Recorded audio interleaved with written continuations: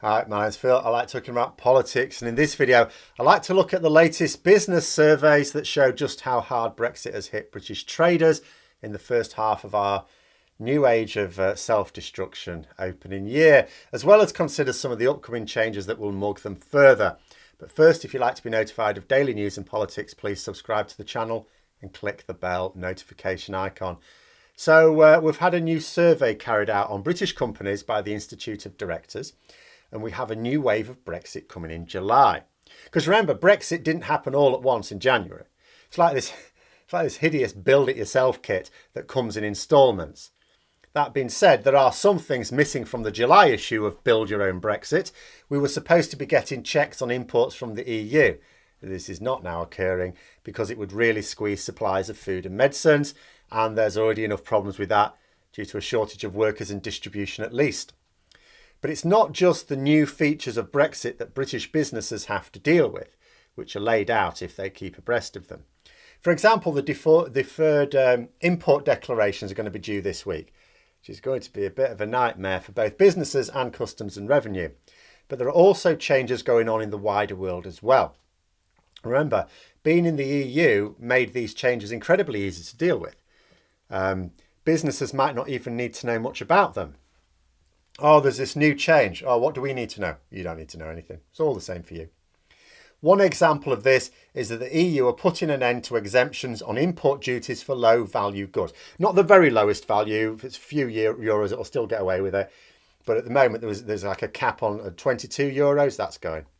And this was after Boris Johnson chose to do the same thing for the UK post-Brexit. I imagine it's a reaction to that. I don't know. But what it means is that importing small consignments is going to become more expensive for people in the EU, which does a couple of things. I mean, it makes cheap imports from Asia, particularly China, more competitive. This policy hasn't been good for small exporters in either the UK or the EU. But secondly, it means that small businesses in Britain will find it even harder to export to the EU now because your customer on the other end is going to have to pay a charge. I mean, I suppose this latest change was at best the final nail in the coffin for some. The paperwork requirements and extra costs of transport had already taken their toll on a lot of small businesses that send small packages here and there. Now, that survey by the Institute of Directors says that a third of British companies that trade with the EU have suffered a decline or loss of business, with about half of those having stopped trading with the EU completely, either temporarily while they try and get systems set up, or permanently because it's just not been viable. And there's no compensating for that elsewhere. I mean, let's be clear about the specific reason for the loss of trade to the EU. It's because we've raised trade barriers with the EU. That's it. It wasn't leaving the EU as members. It was leaving the mechanisms that allowed for free trade. So if you think we can compensate for that trade outside of the EU, I'm not going to point out to the extra cost of transport for shipping across at least an ocean as opposed to a little channel of water. It's simpler than that. Inside the EU, we could still export to countries around the world. We didn't have export blocks. So to increase our exports to the rest of the world, we would need to lower trade barriers with those countries compared with what we had inside the EU. So what are our export targets then? Japan? Oh, we signed a deal with Japan. Yeah, the deal that the EU has with Japan includes better market access than the one that we have. So that's not viable. Australia? Even the government's own figures say it will be worth a boost of just over 0% in 15 years. So even our extreme Tory Brexit government aren't pinning any hopes of that anytime soon. The immediate impact there is going to be with the Australia deal is on imports, not exports. Everywhere else has the same trading conditions as before or worse, because there's still plenty of places we don't have a deal at all. So we haven't actually reduced trade barriers anywhere with Brexit as yet, like nowhere. That means I don't even need to bring in distances for transport. There's no even theoretical scope for growth in exports because the net impact of trade barriers is that they've been raised, not lowered. All those teething problems that the government talked about with the early days of Brexit are still there. Companies are still reporting that they're struggling with the new red tape that came with Brexit. Here's the thing. If you're still struggling with red tape after 6 months, consider that it's not fixed. It's not a case of, okay, it's very complex. Yeah, it's taken you a long time. but you'll eventually get the hang of it. Once you've got the hang of it, you're good to go. Might take a year maybe, but you'll sort it out. No, because it'll change. It's not just that Brexit didn't come all at once, but the EU will keep changing their procedures. The UK will keep changing our procedures. So will other countries around the world, that we're hoping to increase our exports to. Bureaucracy changes all the time. Many businesses didn't appreciate this because the EU exists to remove it all from those on the inside. This is bureaucracy applied to third countries, which is what we now are. The head of the Institute of Directors said, 6 months on, many businesses are still wrangling with the challenges of our new relationship with the EU. Now, what needs to be said with that is that relationship is not fixed. It's changing, and it's going to carry on changing as the years go on. I would like to say that we'll spend another year making a complete arse of things, and then the public opinion will swing so much against this crap that the government will be forced to start pursuing realistic trade policies again. I have no confidence that this will be the case, even though I still hold out some hope, not expectation, but hope for a tamer version of that sequence of events. So it may be several more years of an increasingly complicated relationship before it gets better. And if businesses are struggling to cope with the relationship we have now, what are they going to be like when we start diverging? That comes with it an additional import tariffs. All part of the trade and cooperation agreement. If we diverge from the EU, import tariffs. And what happens when we apply our own customs checks on imports? I know this is not something the government will be looking to do anytime soon. At some point it will happen, has to. That will then hit businesses whose trade essentially relies upon EU imports.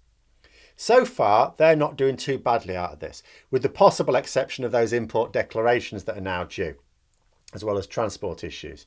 That third of businesses who are struggling could end up being 2/3. Indeed, that's exactly what the Institute survey says.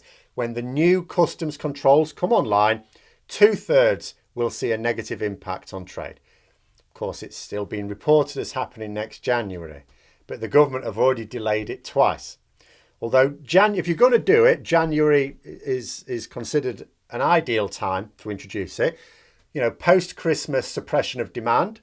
It'll still cause problems, especially if we're not actually ready for it. It caused enough problems when the EU countries applied them and they were reasonably prepared. And another interesting report on a survey, this time by the Chartered Management Institute, they noted that a smaller percentage of their members had been negatively impacted by Brexit. 26% in their case, which is still significant. It's over a quarter. But the interesting thing there is that the proportion struggling now is the same proportion that was struggling in January. And it said it's basically the same firms. That means that as far as those businesses are concerned, it's not even improving. Because you could look at it, you could just be told, there's a load of businesses still struggling with Brexit. And you could think, well, a load of businesses got hit hard by Brexit in January. Then some sorted it out because, maybe their trade isn't particularly sensitive to single market rules. So it wasn't that bad. They got the hang of it and sorted it out. I mean, a very small percentage of businesses have seen growth. Now, whether that is because they were hit by COVID last year, the demand suddenly went down, and because it's gone back up again this year, even with Brexit difficulties, it's still better than last year, or whether it's genuine growth in a sector not badly hurt by Brexit, but whatever, you've still got a load of businesses struggling to maintain their pre-Brexit levels of trade. Now, you could imagine that this percentage will slowly decline over time. Some businesses will collapse completely, of course, but then they won't be included in the surveys in the future.